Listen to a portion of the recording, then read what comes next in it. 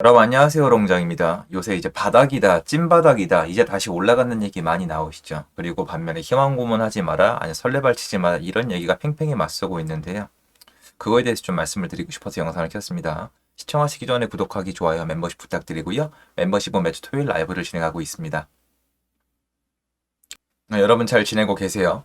제가 좀 놀라운데요. 이때는 사실은 이제 영상을 안 찍었어요. 왜 그러냐면 사람들이 관심이 없어요. 읽은 개수 보세요. 안 읽어요. 헬리오시티 16호까지 추락한 와중에 이제 찐바다 이렇게 해서 내용이 나와 있는데요. 사실은 이제 헬리오시티를 보기 전에 사실 봐야 되는 부분이 있어요. 지금 시장에 대해서 간략히 설명을 드릴게요. 지금 시장은 이제 1년 동안 침체를 겪으면서 각이 나왔어요. 어떤 모습이냐면 일단 아파트가 많거나 투자자가 많이 들어갔거나 아니면 어떤 호재 때문에 많이 올랐거나 아니면 팔아야 될 이유가 많은 사람들이 있잖아요. 그러니까 약간 자금이 덜 튼튼하신 분들이 많은 지역이 많이 떨어졌어요. 말 그대로. 아니면 지금 입주가 있거나 2년 전, 4년 전 단위로 입주가 있었거나 근데 입주가 있었다는 뜻은 팔아야 될 물량이 많다는 뜻이니까 똑같습니다. 그런 곳들을 보는데 헬리오시티는 이에 해당이 되죠.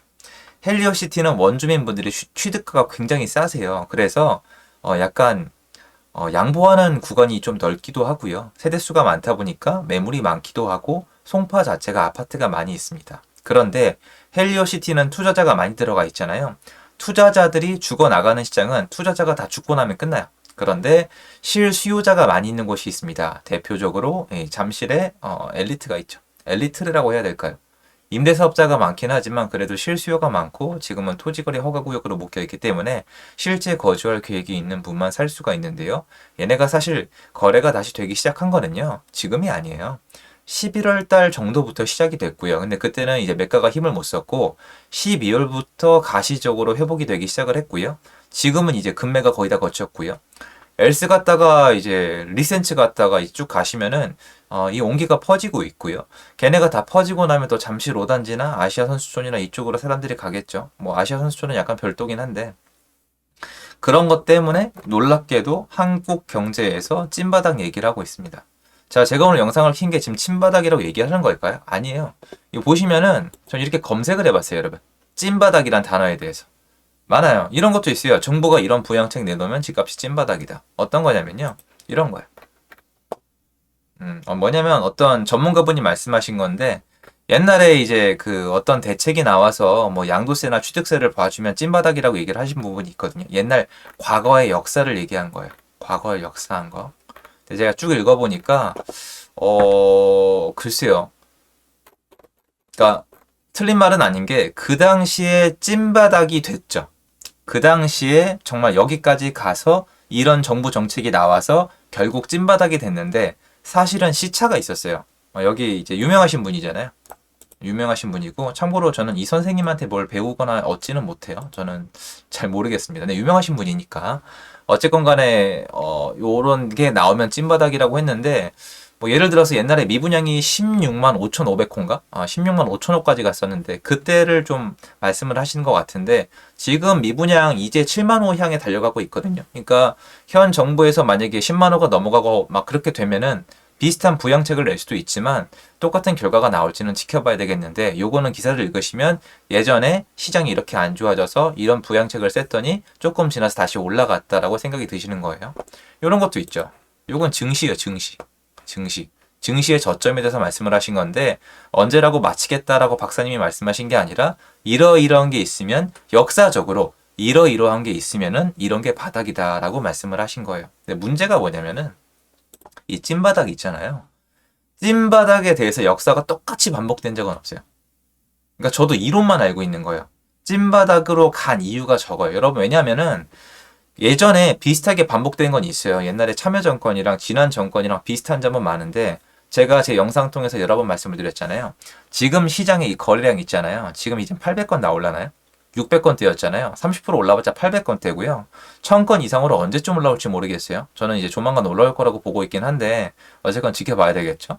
이 정도 거래량이 나올 이유가 있는 시장이 아니에요. IMF 때보다 더 시장이 안 좋아. 여러분 현장에 나가셔서 복덕방부터 했던 어머님, 아버님, 할머니, 할아버지, 복덕바 사장님이랑 얘기를 하면은 IMF 때보다 안 좋고요. 국제금융위기 때랑 비교하지 말라고 아예 말씀을 하세요. 지금이 훨씬 더 안 좋아요. 이렇게 안 좋아진 시장은 굉장히 특성이 있죠. 금리가 급등을 했고 대출을 중지시켰고 규제가 30번이 넘게 나와서 쌓여 있었잖아요. 이런 시장이 반복된 적은 없어요. 지금 시장은 역사적으로 기록이 남아있던 시장이 아니에요. 무슨 말이냐?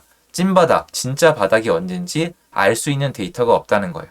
주장은 있어요. 저도 제 주장은 있지만 이론은 맞지 않기 때문에 지금이 찐바닥이다, 더 가야 된다, 더 내려가야 된다 이런 건 중요하지 않아요. 그런데 저는 계속 말씀드리는 게 되게 무식하고 단순한 논리예요.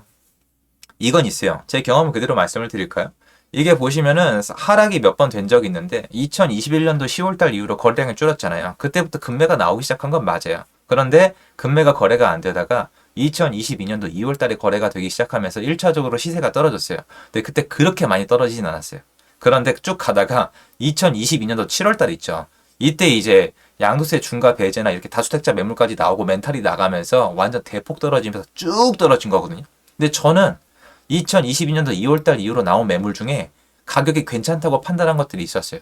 그럼 어떻게 됐겠어요? 저는 이게 이제 약간 지금처럼 완전 침체가 아니라 살아날까라고 판단을 하고 그 매물을 투자했다고 치면은 7월 달에 더 크게 떨어졌으니까 제가 산 가격보다 더 떨어졌겠죠. 무슨 말이냐면은 결과론적으로 시간이 지나서 찐바닥이다, 바닥이었다라고 얘기하는 거는 얼마든지 할 수 있어요.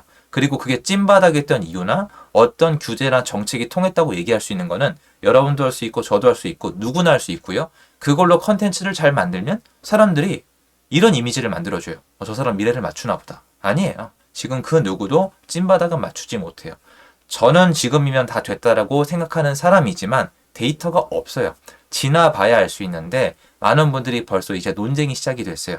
바닥이다. 아니다. 이제 시작이다. 더 내려간다고 얘기를 하는데 제 이론들로 따졌을 때는 이런 시장이 처음 있기 때문에 미래를 맞추기가 정말 어렵지만 그래도 내가 여태까지 공부했던 저 같은 경우에 이 시장에서 타격을 받았기 때문에 정말 생존을 위해서 몸부림치면서 공부를 해봤는데 전 이 정도면 됐다라고 생각을 하고 있고 주식과 다르게 부동산은 여러분이 찐바닥이라고 얘기를 할 수 있을 만큼 초저가에 살 수 있는 매물이 시장에 그렇게 많지가 않아요.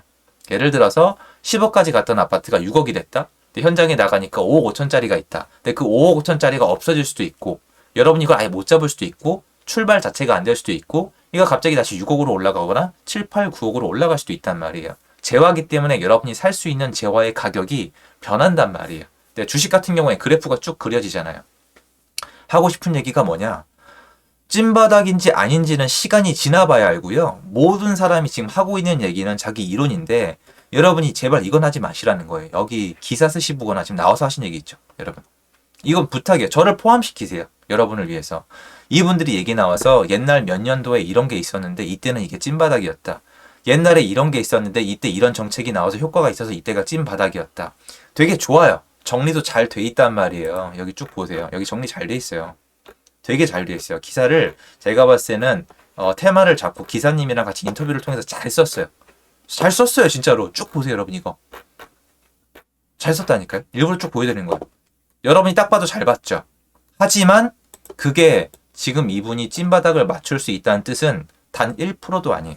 근데 우리는 어떻게 하냐. 좋은 컨텐츠에 나와서 조회수가 나오면 그 사람이 미래를 또 맞출 거라고 생각을 합니다.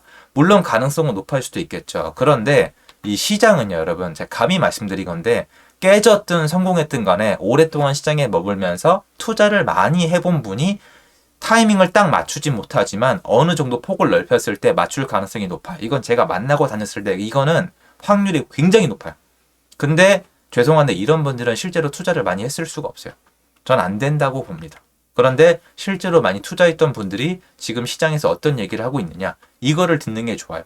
여러분이 보시는 컨텐츠에 나온 분 말고 진짜 투자 많이 하시는 분들이 있잖아요. 그분들은 시장을 어떻게 볼까요? 여러분들이 생각하는 것과 달리 무조건 오른다, 회복할 거다, 잘 될 거다 이렇게 생각하지 않는 게 잘못하면 망한단 말이에요. 부동산 레버리지가 크기 때문에. 이분들이야말로 지금쯤 되면은 생존을 위해서 조심조심 한 걸음 한 걸음 살 얼음판을 걷고 있단 말이에요. 그럼 이분들이 하는 얘기를 차라리 듣는 게 전 낫다고 생각을 하고 그걸 기반으로 봤을 때 저는 다 왔다라고 생각을 합니다. 그리고 정부도 지금 시장을 썩 좋아하지 않는 것 같고요. 이 말씀을 드리고 싶었는데 여러분들이 이제 이런 거 있잖아요. 찐바닥, 바닥을 검색해서 눌러보시면은 유명한 분들이 해석을 해주는데 과거 데이터를 보여주신단 말이에요. 그런데 이거 한번 거쳐보세요. 그분들이 유명하고 좋은 컨텐츠인 거 인정. 좋아요. 지금 시장에 역사에 있을까요?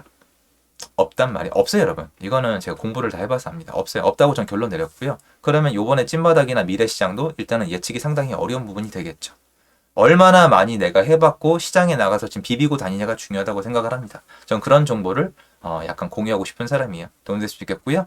너무 이것 때문에 예민하게 반응하지 마시고 지금 내 자산 관리에 먼저 신경을 써야 될 때고 생각을 해요. 올해 경기도 안 좋다고 하니까요. 도움됐으면 좋겠습니다. 감사합니다.